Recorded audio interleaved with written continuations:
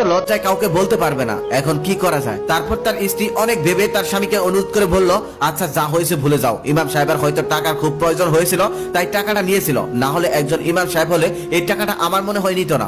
স্ত্রী কথা শুনে আর মান সম্মানের ভয়ে লোকটা গিয়ে ইমাম সাহেবকে দাওয়াত করে আসলো, আর ইমাম সাহেবও সময় মতো ইফতারের দাওয়াত খাওয়ার জন্য চলে আসলো। কিন্তু ইমাম সাহেব এবার স্পষ্ট বুঝতে পারছিল যে ভদ্রলোক কিছুতেই স্বস্তি পাচ্ছে না। তারপর ইমাম সাহেব ইফতার শেষ করার পর ভদ্রলোককে বললেন, আচ্ছা আপনার কি কোনো প্রবলেম হয়েছে?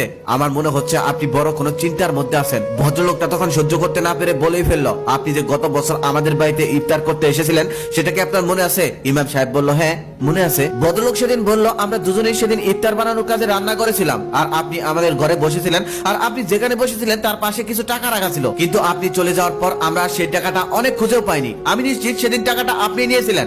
আপনার টাকার এতই প্রয়োজন ছিল এটা আমাদের বলতে পারতেন। একজন ইমাম সাহেব হয়ে, সম্মানী মানুষ হয়ে কি করে আপনি সামান্য কিছু টাকা চুরি করে ফেললেন? লোকটার মুখে এমন কথা শুনে ইমাম সাহেবের চোখে পানি চলে আসলো। ইমাম সাহেব তখন বলল, হ্যাঁ সেদিন সেই টাকাটা আমি নিয়েছিলাম। ইমাম সাহেবের মুখে এমন চুরির স্বীকারোক্তি পেয়ে স্বামী স্ত্রী দুজনে অবাক হয়ে গেল। ইমাম সাহেব তখন কান্না করতে করতে বলেন, আমি এখানে বসেছিলাম আর আমার পাশে কিছু টাকা রাখা ছিল, হঠাৎ জানালা দিয়ে বাতাস আসে আর টাকাগুলো এদিক সেদিক হয়ে যায়। তারপর আমি একটা একটা করে টাকাগুলো হাতে নেই আর আপনাদেরকে দেওয়ার জন্য অপেক্ষায় থাকি। তারপর আমি সামনে কোরআন দেখতে পাই, সেই টাকাগুলো কোরআনের ভিতরে রেখে দেই যাতে পরবর্তীতে এটা আপনারা নিয়ে নিতে পারেন।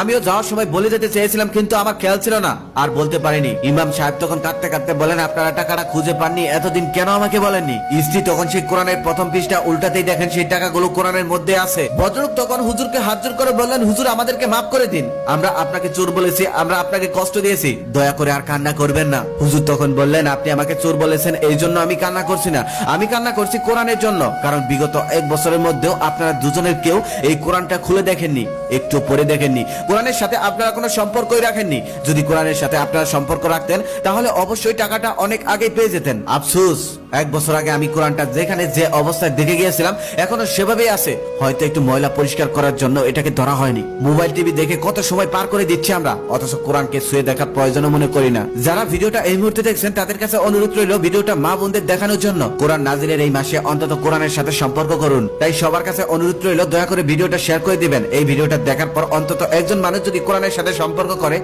এটাই আমাদের পাওয়া।